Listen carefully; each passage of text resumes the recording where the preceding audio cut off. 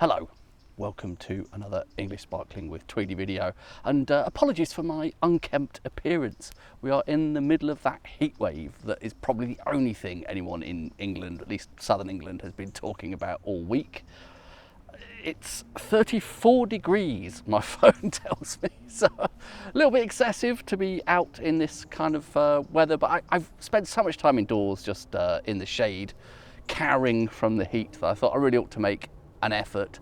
And it's not unmanageable as long as you stay in the shade, but to get to my favourite spot I do need to walk across a couple of open bits of the heath. Surprisingly quiet. It's just most people also similarly are cowering at home, and the people that are out on the heath are all in the shade. Very few people fully sunbathing, which is probably very sensible that they're avoiding that. Anyway, none of that particularly relevant. I just wanted to apologise for if I look a bit red-faced and just generally a bit unkempt. There's no tweed obviously, my shirt sleeves are rolled up, pretty terrible. But it is an early Friday evening, late Friday afternoon, the traditional time of the week when I like to have some English sparkling. With great difficulty, I have brought this along in this extreme heat, and I think managed to keep it relatively chilled with a combination of this ice jacket.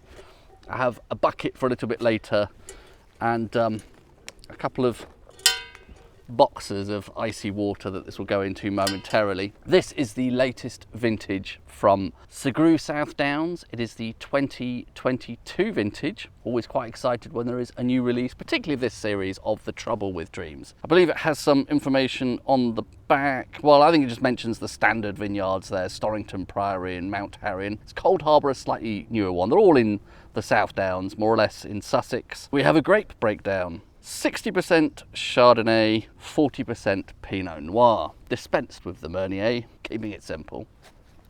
Without further ado, I think I will dispense with any further babble and open this up. The blurb for this was quite enthusiastic. My hands are a little bit slippery from I was putting on that insect repellent that I am such a fan of. I may have to do this off screen, sorry, I think I need to balance it on the floor to prevent an accident. Oops, there we go. Only lost a tiny bit.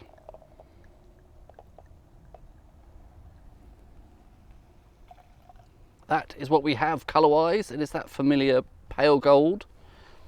I think that's similar to some of the previous vintages.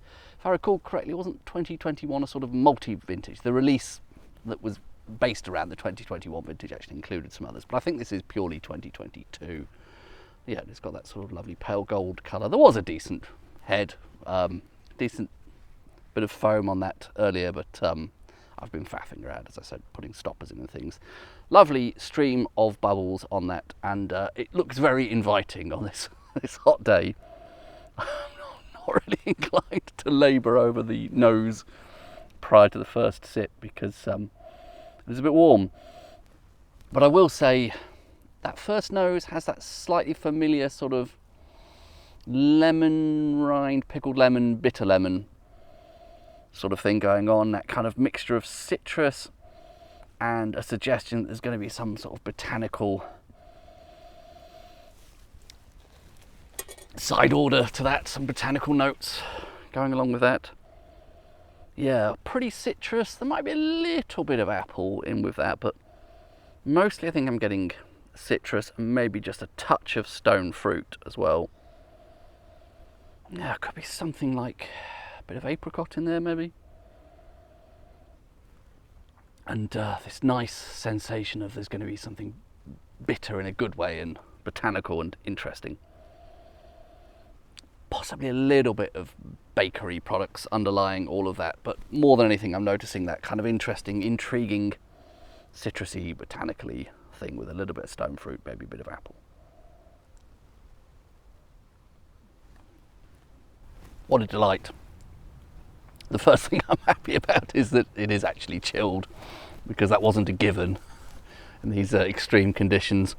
But my somewhat Heath Robinson chilling setup seems to have worked so far. Really mouth-filling. The effervescence there really takes over the whole palate. Love that. Lovely tingly sensation from those bubbles. Definitely in with a bit of zing from the outset, a good bit of zing. It's a bit of a Dermot Sugrue trademark. Not wildly over the top here. I think that's quite a nice level, actually. I'm liking that. Getting a little bit of rich sort of creaminess on the side. Perhaps that's balancing the zing a little bit. That's probably some tail end of the autolytic character, I guess. And as predicted, those kind of bitter, botanical, citrusy notes. And actually, again, quite a nice presence of stone fruit, which is not a given. I don't think I would automatically assume that, given 40% Pinot Noir. Sometimes the Pinot Noir can get lost in the noise when it's Chardonnay dominant like that. I would say definitely compared to the last vintage, that's coming across as a bit fuller, more generous in terms of the fruit character particularly. It's more fruity. I think that the last one it did retain the core of that kind of bitter citrus complexity of this Trouble with Dreams series. That was always the underlying thing. The bitter lemon botanical sort of complexity is always the key, I think, to this series. But in the 2021, which Dermot was upfront about was a bit of a difficult year, that's why they had to supplement it with some reserve wines, was a lot more about the bitter complexity. I mean, the fruit was there, but not so present. Whereas this lovely, generous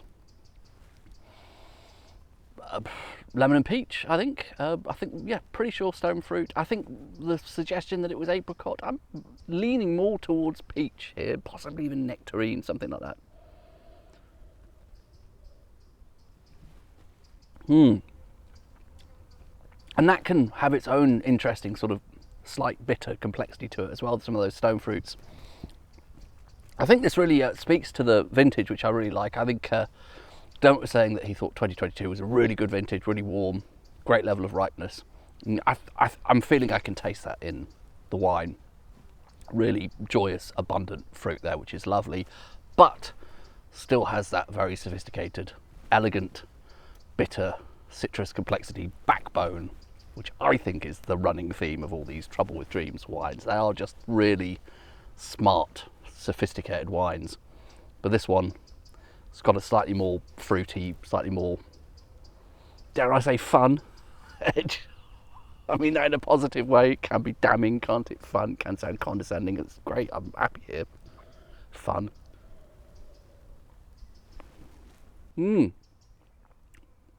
Yeah, and again, slight sort of richness, creaminess. I think there is a bit of a sense of the autolytic character there.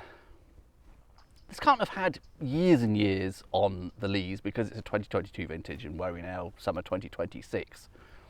So it would have been 3 and a bit years on the lees, which is certainly not a tiny amount of time. It's a decent amount of time, but it's not one of those wines where they've given it an obscene amount of lees aging. I think it's just about right here because I'm definitely noticing some hints of what I think are autolytic character in that sort of richness, but it's not detracting from the fruit. I think that was probably the right call here because that is a really lovely fruit profile. Good stuff. Well, I'm here for a little while, so I'll continue to mull this over. Probably can't linger too long because the ability to keep this chilled is somewhat limited with my basic apparatus, but thus far, first few sips, really loving that. Particularly nice example, I think, of slightly fruitier than usual, slightly fuller than usual Trouble with Dreams wine. What a great vintage that is, 2022. Cheers for now. I don't know if it's going to be fully conveyed on camera here, but I just wanted to give you a sense of the idyllic setting. It's just so nice to be in this shade. There's a very gentle breeze, which is lovely. And one person did walk past earlier, but I've got a feeling, given how practically deserted the rest of the heath is, that I'm not going to be disturbed much. Isn't that lovely? Trying to get the sun in there, but I'm probably pointing it the wrong way.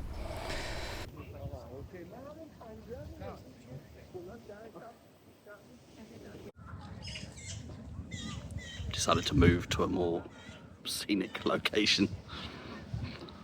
Found a bench in the shade with a view of the London skyline just below Parliament Hill a bit.